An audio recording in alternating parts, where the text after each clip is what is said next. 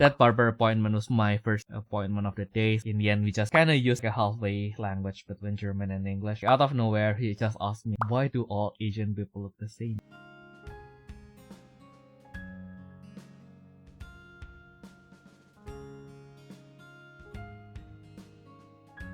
Hello everyone and welcome back to the Refresh Step, where you recover yourself for the main step.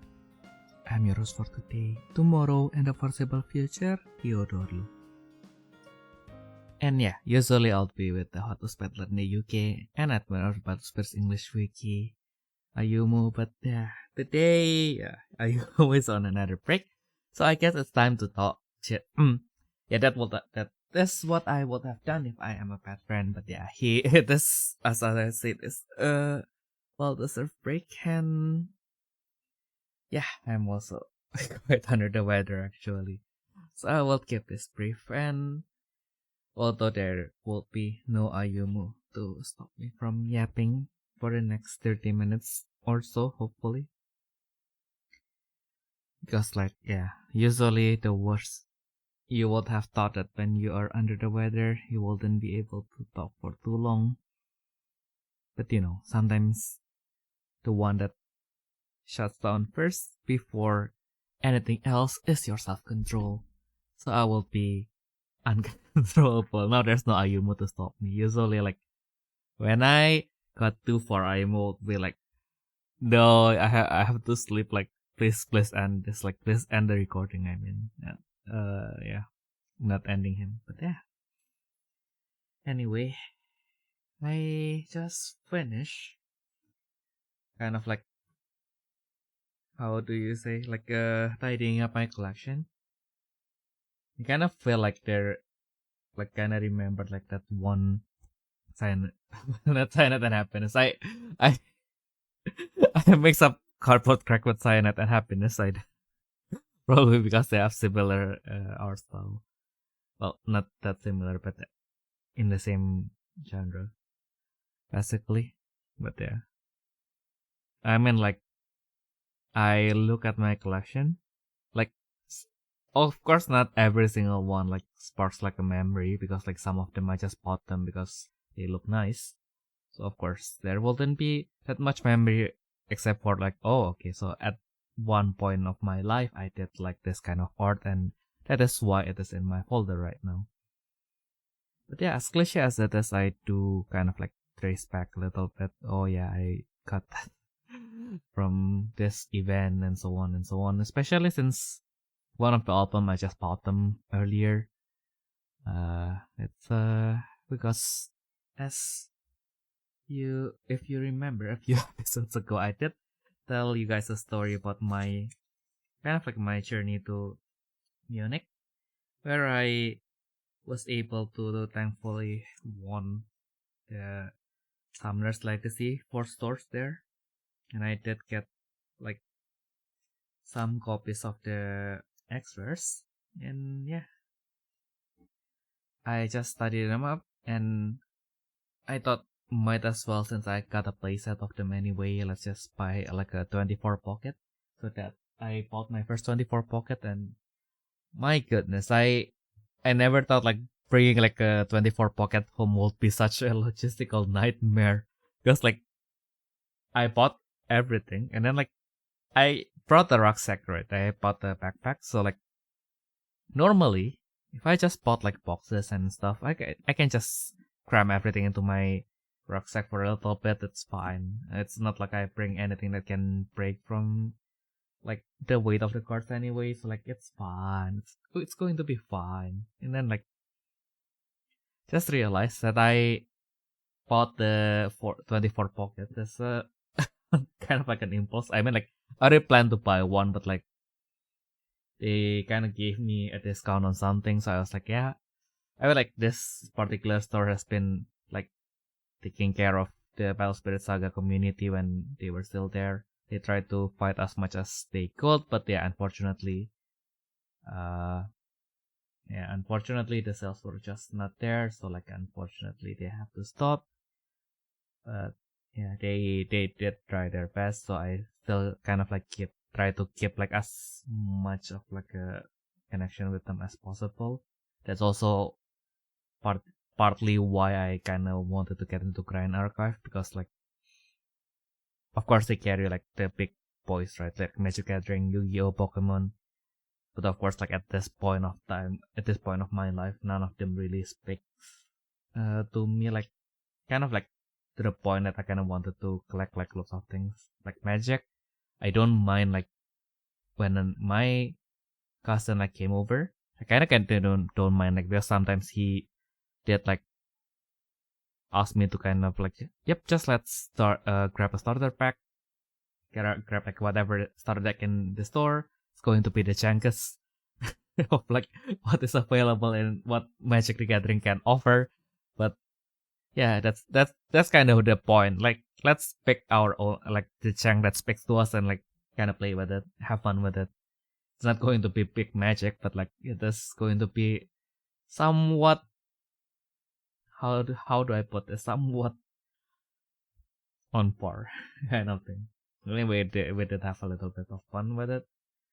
And then Pokemon, I mostly played them with my nephew, and he's kind of like now in more of like a video gaming phase. So yeah, probably going to be a while until I can go back to Pokemon. Well, Yu-Gi-Oh is always a different piece on its own, and also I have mastered Duel anyway if I kind of wanted to play them. So like, yeah, I guess Yu-Gi-Oh can take a break there. Yeah, Grand Archive is probably the one that kind of, that among like the newer games that kind of speaks to me. Although I try to play, every time I try to play, I still struggle to kind of like wrap my head around that. Pretty much like when I first started Bell Spirits after like playing Vanguard for like, well, not even just playing because I played Vanguard, but like I played nothing but Vanguard for like the last like 5 to 6 years. So like I played from when Vanguard came out in 2011. Kind of stopped during, well, I kind of didn't really stop, but like Bell Spirits kind of like came to Indonesia in 2016, 2017, give or take. And at that time, Bell Spirit was still kind of like my second game, so I kind of still mainly play Vanguard. And I mean, like at that time, I still like play like lots of games on the side anyways, like especially like when Buddy Fight was still there. I was at one point a tournament organizer for Buddy Fight as well. Kind of like my friend took care of the Vanguard tournament, I took care of the Buddy Fight tournament. Yeah, it was good times, but yeah, I couldn't give up with Buddy Fight in the end, and I just put all the eggs on the Vanguard basket. Kind of pays off for a while. Yeah, and yeah, the reboot was announced, and I was like, oh my goodness, I kind of have to redo everything from the ground up again. I mean, like the V series was kind of like hard pill to swallow. I think like if they kind of like started with like something kind of like the D series project like right off the window, it will probably have been received a little bit better. Although that's my personal opinion. I think it's a little bit too late now. But yeah, I mean like Vanguard currently now can have that chicken and egg problem. Probably that's also why like some of the cards are like really expensive. Because they don't prevent enough of the new cards apparently. So kind of like, yeah, everyone wants to play, but the game is expensive, and then but there's not enough existing player to justify like printing like more boxes, and then they print more boxes, and then they print like the reprint sets, and sometimes it helps, sometimes it didn't. But yeah, hopefully things can get better for Vanguard as well. I mean, now Bushiroad has always have like too many things on their plate, so probably it's also not physically possible to print more Vanguard cards anyway, so we'll have to see. Yeah, I mean, like, I always say that I do have like a toxic relationship with Vanguard because I kind of always wanted to go back to Vanguard. But like, of course, like now it isn't, especially because I live in Europe, so like, also like going back to Vanguard will be a little bit more expensive, just by the virtue of like the cards, like, or like just more expensive here. Like even if you buy like the silk, even if you can get your hands on the silk boxes, that is. So yeah. Well, also like I don't know. I mean, like I haven't kept in touch with the Vanguard community lately. One of my good German friend plays Vanguard heavily. So sometimes I do kind of like get some drip from him, but like most of the time I just saw like the news on Facebook and kind of like, oh yeah, this looks interesting. Kind of don't know anymore like which card is good now. I think like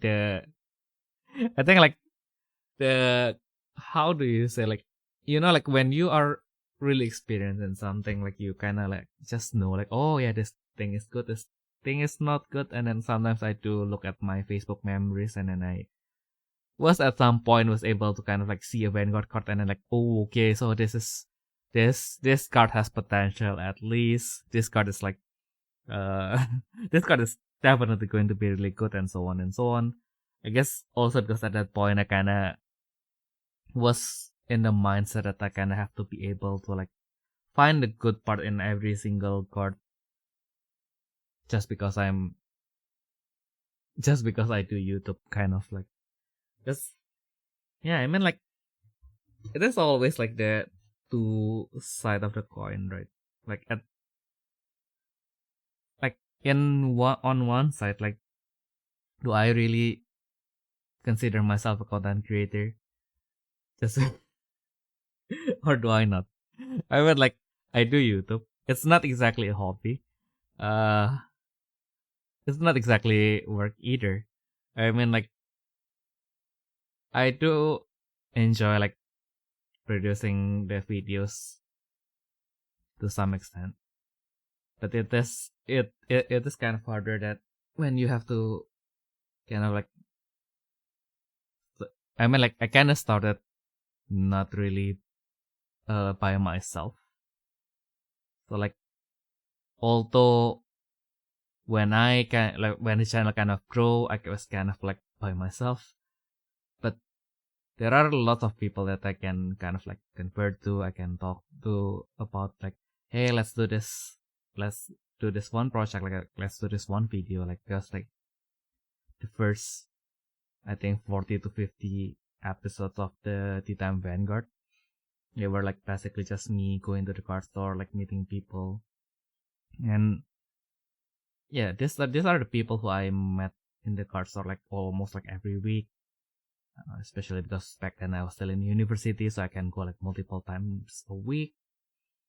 And yeah, kind of like just to kind of like showcase like, yeah, these are my friends, and I have fun playing with them. And of course, back then the expectations for a Vanguard video was not as high. I think now there are like well, not just now, but like eventually, like, there are lots of like Vanguard video creators. So like, yeah, now you can't really just do a battle video and expect it to do well. You kind of have to do more. And yeah, I kind of didn't try to stay with the formula. To some degree it does work, some degree it didn't. I mean, like, it works to kind of like maintain what I already have, but not really to kind of like grow what I haven't had, kind of thing. And then like, I mean, like, it can also kind of help to kind of like propel like battle spirits, like when I first added the content to the channel. But of course, like, eventually, like, people, the novelty will wear off, and like, yep, this is just another video, I guess. But yeah, although like circumstances changes, and then now, I mean, like, I still now technically I have more people working with me like constantly. I have Ayumu, I have Amamiya to kind of like, and I have Toki, and I have Wilson to kind of like talk to, like, what can we do next? What can we do here and there? But like now, kind of like mostly because physically I can't just go to card stores that often, and just like go to the card store and then yeah, let's do this, and we can just do it that day. Like, we have to really plan everything, and then now something happened, and the other guy cannot make it, and then, or I can't make it, like the other way around, and then like now suddenly, because yeah, I feel like it is an old people problem. Well, I'm not that old. I'm still 32, but like I think like coming from like the generation where like being friends, like well, not just being friends, but like human relationship, like still really heavily focuses on people you meet physically, kind of like not being able to regularly see people you are involved in the community, kind of like make it a little bit harder to kind of like feel the pressure of like, oh yeah, we have to finish like this video soon, because like people are already still like starting to play like other things, like can have to do it while people still care about this, basically.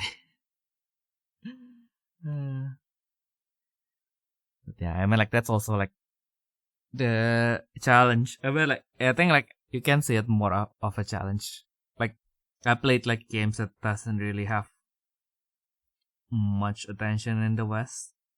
Like there's less pressure, but I think like if you play something more like Pokemon, Yu-Gi-Oh, then if you wanted to start your channel now, then it's going to be a little bit harder, I suppose. Well, it's not a little bit harder; it's super harder, because like there's way more things that you will have to consider to be able to stand out, basically. Because even now, I don't know if I'm trying too much, because like sometimes when like in a way, Pale Spirits does need more stuff out there that is in English, I think. Although there's way less people who speak English who play Spell Spirits. Like arguably speaking, maybe I should go back to like just fall back and make my content in Indonesian again. Because like if we look at the reality, like most Spell Spirits players are in Japan. And outside of Japan, like most of the people who play Battle Spirits are able to speak Mandarin. So like of course like outside of the Japanese content creators that can bring their contents in Mandarin. Well not even well not really Mandarin. Some is Mandarin, some is Cantonese. Like yeah, like the two major languages that they speak in the countries that Battle Spirits are located, basically. Like, I think Indonesia is probably the only one that kind of like, well, and then the third there is Thai. So like English is like basically the fourth, because like then even Indonesian even Indonesian people, we don't rely on English. We can I think like lots of younger people will probably understand English a little bit better than the other languages, but like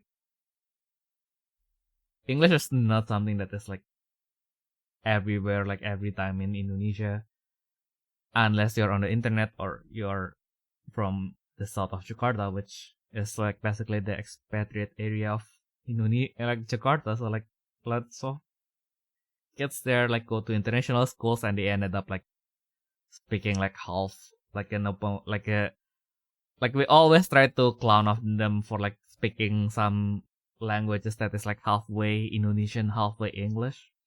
I think that's just a product of like the local dialects, basically. Like yeah, when you get like a whole basically like a whole city that they all like went to international school, and then they are like their parents kept on making them to speak Indonesian because they're Indonesian, but like they are taught in English all the time. Like yeah, they kind of have to make do with a language that is halfway there, so like the other people can understand, but some of course like when you speak in an accent that is like different from lots of other people, it does like invite some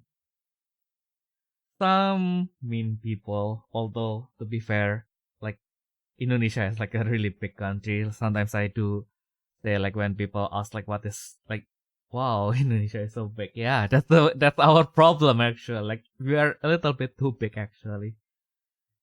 Like sometimes I do feel like the biggest privilege that I have, that I always forget to account when I was talking like, yeah, Indonesia is, here's like why is Indonesia is still good enough, and then like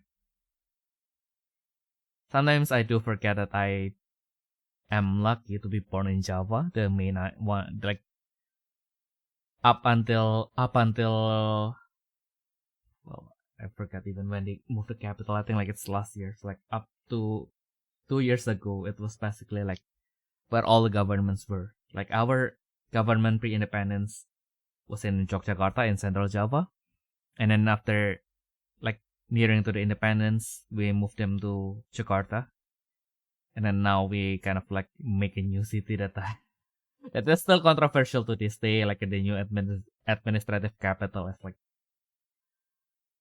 I don't know what people expected out of an administrative capital. It's an administrative capital. Like why? I don't know. And on one side, I don't know why people are like complaining that it doesn't have this and this and this. But at the other side, like yeah, I guess like when like I guess that's kind of like the risk that you should have accounted, that when you wanted to move it to your capital to like your other islands that is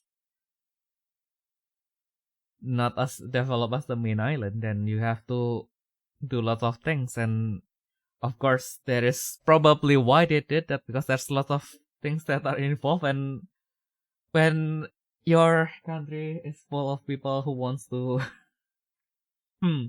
collect some pocket change here and there, to say the least, then yeah, a bigger projects, a bigger planning is a big opportunity for them apparently. Yeah.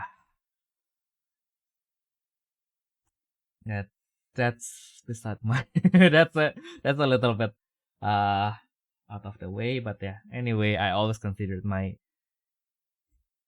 how to say it, like the way I speak Indonesian to be like, yeah, this should be the default. Like when I speak like neutrally, like because I speak Indonesian in like 3 accents basically.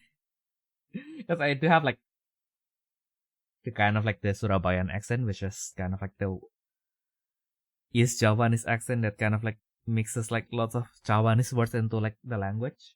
And then there's the Jakarta version, which has like, which kind of like borrows from like uh other races, so like other languages in Indonesia, so like kind of become its own, has its own tones and so on.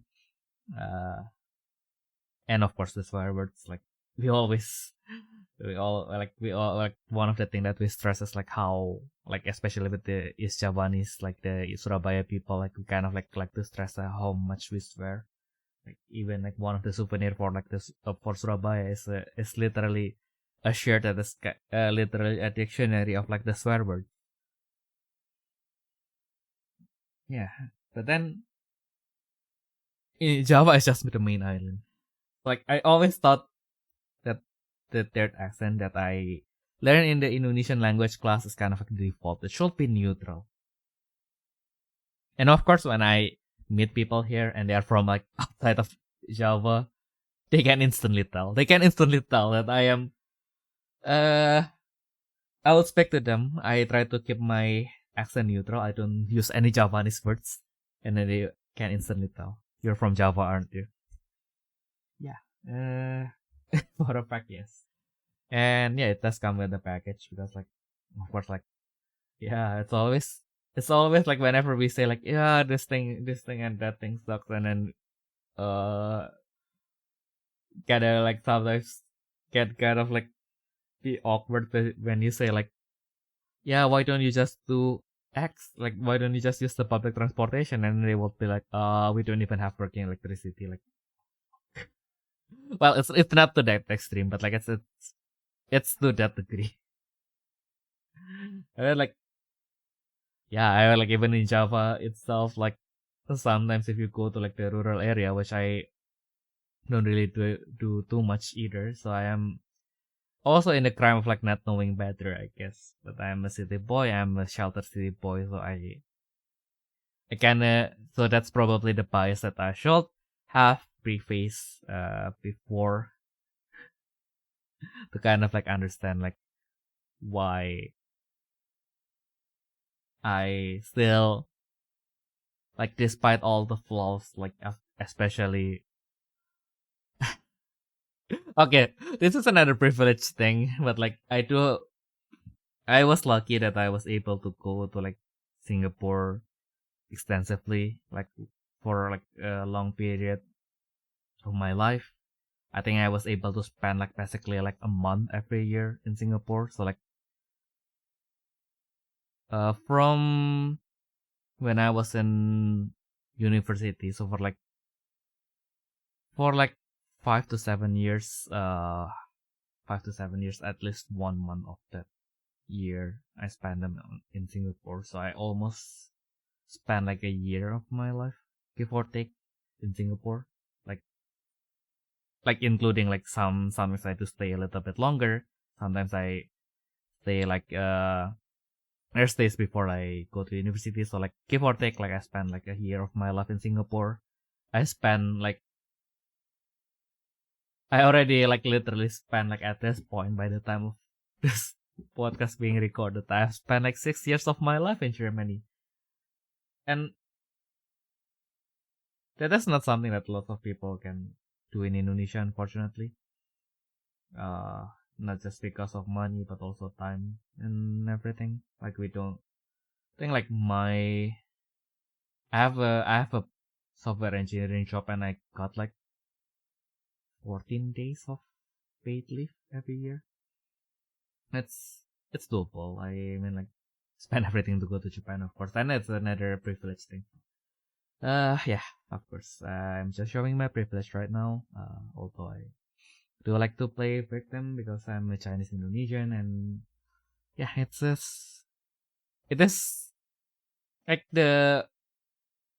when you say like Chinese Indonesian is not being a Chinese Indonesian in Indonesia is hard, kind of like hard to explain because like the first prejudice on why people don't really like Chinese Indonesians are because they think that we are hawking all the all the money that there is out there. That is partial. That is true to some extent. I think like because like surprisingly like there's a lot of Indonesian, like Chinese Indonesian people who are extremely rich. I am not part of those people, unfortunately, but of course I am still well enough to the point that it still doesn't matter to the people who actually like hate Chinese Indonesians because like yeah, like you can like you are not super rich, you can't control the whole economy, but you have a house, you have a shelter, you eat like 3 times a day, you don't need to worry about anything. Well, for the most part, maybe I can't go to like I can go overseas like every single day of my life. I still need to work and everything, but like for the most part, I still have shelter. I don't need to worry about like what I eat tomorrow, except if I fuck up and I bought too many cards again. But then again, that's like, yeah, I can afford to have like a tertiary things in my life. I can afford to worry about like not having a nice view in my hotel to some extent. And now I am even like living in a country where if you feel like, oh, this is all getting too stressful, I can just go to the nearest park, and my biggest worries is probably like, okay, it's going to rain today. I can still buy an umbrella down in the drugstore, like down the road. So like, yeah, it's always a little bit hard to explain, but yeah, even but yeah, even so, I think also like maybe because of that kind of like we are like the Chinese like, well, I wouldn't say like the whole Chinese Indonesian population because like certainly there are people who are like more sympathetic toward their Chinese side more than to their Indonesian side, but like at least Like when I was growing up, like most of my teachers were kind of like trying to kind of convince us to kind of like embrace our Indonesian side a little bit more. And I think like that's what I mean, like it worked for me. I don't know how many of my friends that work on that work out, but yeah, I will like still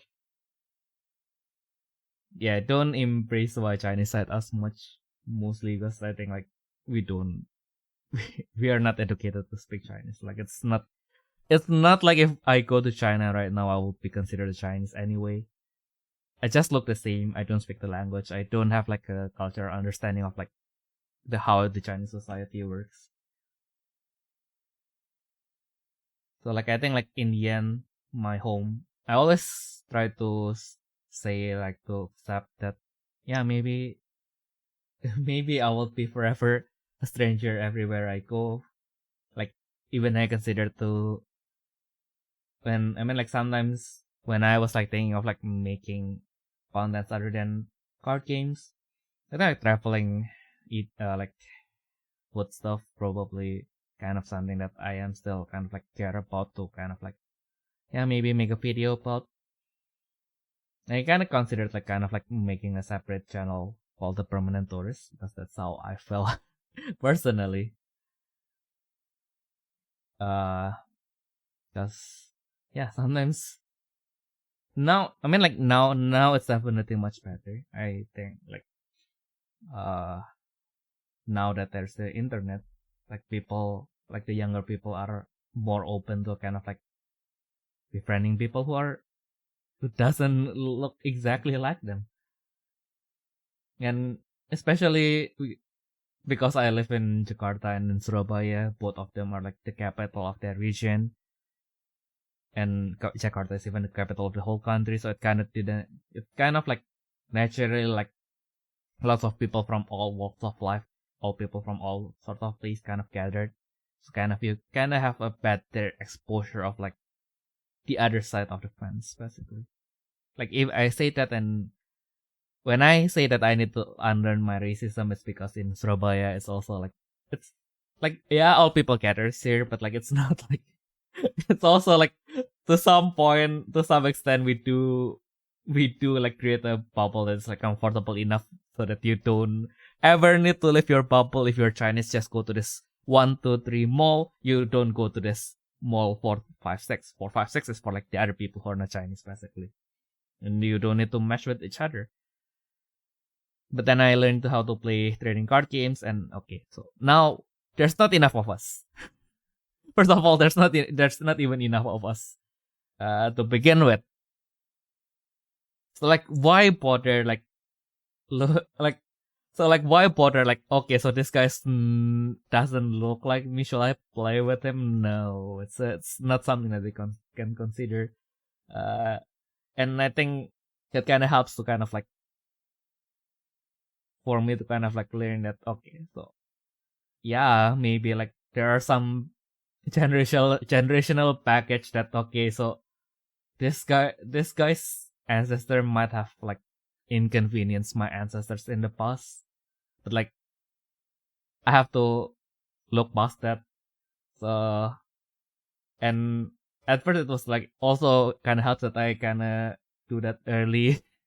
I started like joining like the Yu-Gi-Oh community in Indonesia kind of like when I was in high school.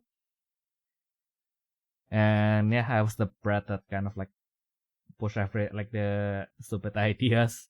Some people didn't like that, but even one of the guy that I kind of get into my first online fight with, kind of still talk with him sometimes. We are chill now.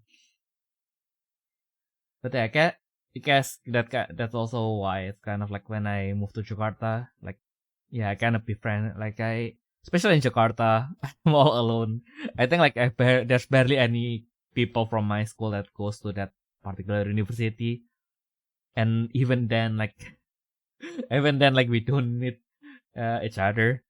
I ended up like having mostly still Chinese friends, but then I played trading card games again, so now I have no Chinese friends. And because of that, the time gaming was born. yeah, so long story short, but yeah, it's kind of my finding of like my journey. I guess. Don't know. I don't know if I should be posting this. Maybe in the future. Maybe in the future when hopefully. Well, I guess even if in the future like someone takes like a clip out of context from this episode and kind of like use it to cancel us. Maybe that's a good. Maybe. Well, I wouldn't say it's a totally good thing, but yeah, I guess that means so. That also means you are big enough that you have to take something out of context so that we can cancel us. And I think it's also how to say. I think yeah, the way. Well, at least yeah, okay. So I think that is judgmental on its own. So let's preface this. So from my point of view, I feel like the way American handle racism and the way like most Southeast Asians like handle racism is way different. I don't say like particularly like one thing is better than the other. I mean it's just different. That's where learning can. That's why we have to learn on how like other people treat each other that are different from them. I guess. I mean like how do I? I forgot. I already forgot my point. But yeah, my point is like the way I see like racism is different than how like the Western people kind of like see racism. Sometimes racism in Southeast Asia might sound like harmless on face value because like we don't openly like attack other people, of course. Unlike some okay uh um well anyway, you know so I wouldn't say that I am completely like I see no colors, blah blah. I feel like it's generational baggage, as I said. So like there are a lot of tensions that are already there, and it's not going to be gone like in a day just because we think, oh, okay, so this is how Americans solve racism. So like now, this is stupid. We have to not see colors, blah blah. It's a little bit deeper than that. Like when you when you are struggling to eat and then you see like the guy on the other side of the road like conveniently just have like people like delivering stuff to their home, like is it it's a little bit hard because they look different from you, and then like you think that, oh, okay, so probably that's why things are different. And when you are in that position, it's probably going to be hard to kind of like not even leave like your immediate area and kind of like see like, okay, so that might not be the case, like even in your immediate area. It's like there might be like only like there might be like this area of like 2 kilo, like, well, let's say 10 square kilometers. Probably I'm not good at geography, that's why I took science, like the natural science. But yeah, let's say in the area of like 10 square kilometers, there's only like one Chinese mansion and lots of like no just normal homes. Like, yeah, it's going to be hard. And then like it's also hard on the other side of the way that, okay, there are Chinese people who struggles in Indonesia. I do like there are sometimes there are news coverage for that I saw, then of course I remembered because of my racial bias, and of course it stays more that, okay, so maybe not every single Chinese people are well off, but it's also kind of harder to see because sometimes yeah, Chinese people sometimes do live kind of like in a cluster, so kind of like, yeah, you see that you are not struggling, you see your neighbors are not struggling. So yeah, I guess like we are all kind of like well off, and then it's kind of hard to kind of like even to your own race, it's kind of like hard to not be racist because you can't really see that. Okay, so there might be people of your own race that might be struggling. That's like you are doing well, your neighbor is doing well, people in your immediate area are doing well. Like it's even harder to kind of like see that. Okay, so maybe like other people that looks like us might not do as well. It's easier to also see that the pedestal that okay, so this guy's way richer than us, but they live kind of like still like us. Like yeah, it's fine, right? It's fine. Probably going to be fine. It's totally not fine, by the way, but yeah. Yeah. It's something that I have to unlearn a lot of times. Of course, like attacking other people uh, has never been taught to me. So like I never really, I I will never openly attack other people. Hopefully not. I wouldn't bring that much to the point that I will attack other races like verbally. But yeah, I still think that kind of shit on its own. Like, what's your problem? Like, like why do you have like? Yeah, I don't know. I said this is all just a whiplash of like my barber, like my barber who definitely didn't come from East Asia, and he's not, and he's like out of nowhere, like this guy just asked me, like, and he's really young as well, like compared to me even. He's like really still pretty young, and then he was out of nowhere. Especially since my German, that barber appointment was my first German appointment of the day, so like I'm still not warm up, and then like he didn't really understand my German accent. So he asked me like, yeah, do you want to converse in English instead? So I was like, yeah, I guess.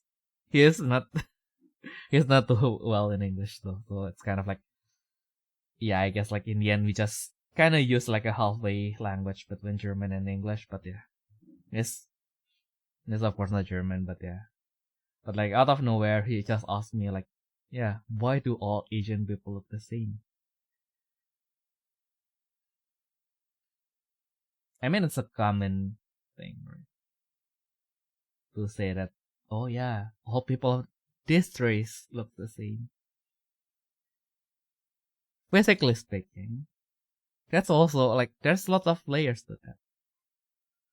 One, it doesn't have to be from other races. I will look at Chinese people and they will look the same. If I don't know them personally. Why? Because now we have the internet. Everyone kinda have the same hairstyle. They will open Instagram. They will show that to their barber. Hey, this looks cool. I want this. And it's apparent kind of like with every single races. Like you will see a white guy, they will have like the same one of the 25 haircuts from the catalog. Like lots of people from Africa, they choose to be bald, or they will do the braids. It is a style that is currently popular at this moment of time. So like everyone uses that. So if you don't know the person personally, and you look them from far away, and then you only remember these patterns, of course they're going to look the same. And it is amplified in Southeast Asia, not Southeast Asia, in East Asia.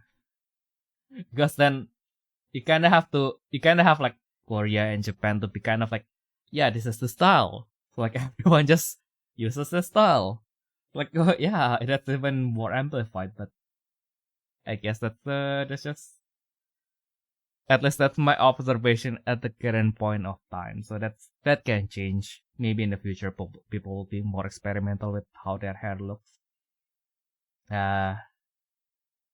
For me personally, it's probably going to be because in Indonesia, if you do have this thing, that is probably a product of racism as well. But we don't see that as much. I think like it's pretty harmless. I think. So basically we have this thing called like the Chinese haircut, which is just a ball haircut because like, well, like one of the stereotype of Chinese people is that we are stingy, right? Like we are really not light at opening our wallets. It's like, what do Chinese people do when they go to the barber? Although like when I say that barber costs like 30 cents, like the guy, like my barber was like, oh, he went as far as told the other barber like, hey bro, you gotta hear this, like this guy in this country, if you go to like the shady barber, you can pay like 30 cents. Even if you go to like the fanciest barber, it costs like a third of what we charge him. Yeah, good old days. But yeah, where was I? But yeah, basically the Chinese style is just the ball haircut. Basically, just cut them as short as possible so that we don't have to do this like every single month. And yeah, for me personally, I always went with that. I think like to some, like I don't think I ever like tried other styles, and it's just at that point I don't really see going to the barber as a way to kind of like make myself look better. Well, not by the virtue of styling. I think like personally speaking, I do prefer my hair to be shorter. I think like my face build kind of like looks better when my hairs are shorter, and also I do feel more comfortable when I don't have too much hair to worry about, like scratching my ears and everything. Like I personally like shorter haircuts more, but I mostly just see going to the barber as a means to one, remove this inconvenience of the like the well, not even medium, but like the slightly longer hair that is like kind of like compromising my style, and also like making me feel uncomfortable in general, and also kind of like because I kind of enjoyed like having my I don't know if this sounds psychotic, but I kind of enjoy the feeling of like my hair's being cut. Don't know. I feel like I have a twisted kind of like a twisted habit. Like whenever I feel stressed, just try to remove some body hairs. Kind of. Well, now I don't do that as much, thankfully. Also, probably kind of helps that in Germany, if I feel like a light stress, I can just go outside. And in Duisburg is an industrial city, but even then, like it's easier to kind of like access the nature. But like back then, it's like yeah, everywhere, as far as your eyes spread, like it's all concrete in Jakarta. So like, and in Surabaya, like everything is so far from each other. So it's like, this kind of sucks. So yeah, and I have to turn into like, yeah, what? Give me like a temporary, like a quick temporary joy. So I was like, yeah, oh, why is I look down and I'm like, yeah, why are my legs so hairy? So like, yeah, let's try removing them. Did that once. Probably. Like sometimes I do wonder if I should go to like a waxing salon and just remove them.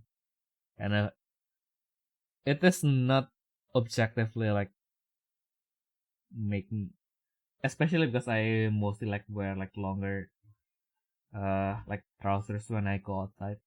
I don't think that's generally an aesthetic issue. Mostly just personal comfort. That I don't know. Maybe I should do that one day. But yeah, I guess.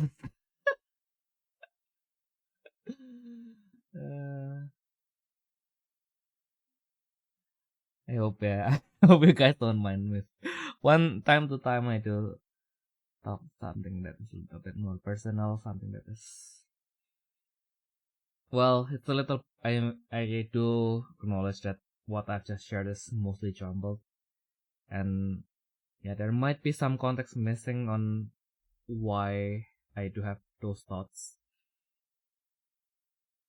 Yeah, always feel free to ask us below. I will sorry for the somber mood suddenly, and I ended up yapping. Now that I just know Ayumu to stop me, kind of like, yeah, let's not talk about it. But yeah, why did I get into this mood in the first place anyway? I think it's also because Azurlane just added the Netherlands to the game, so I was like, oh no. The game is now unplayable. Out of the meme, I have to hate on these ships, but I really like one of the ships this time, so like, this is going to be a love-hate relationship with that ship, but like, yeah, it is what it is. But yeah, if you guys don't enjoy that, if you guys don't enjoy that, or you guys want to do, okay, I hang for a little bit there. I think my exhaustion is starting to show. But yeah, as always, if you guys have any questions, comments, or requests, do feel free to send them to therefreshsteppodcast@gmail.com or by leaving your comments in the on YouTube below.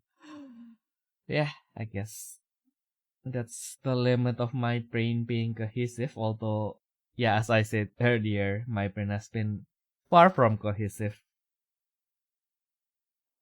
But I hope that doesn't stop you from having a nice week going forward. And I'll see you next time with Ayumu when Ayumu is back from his break. Bye bye.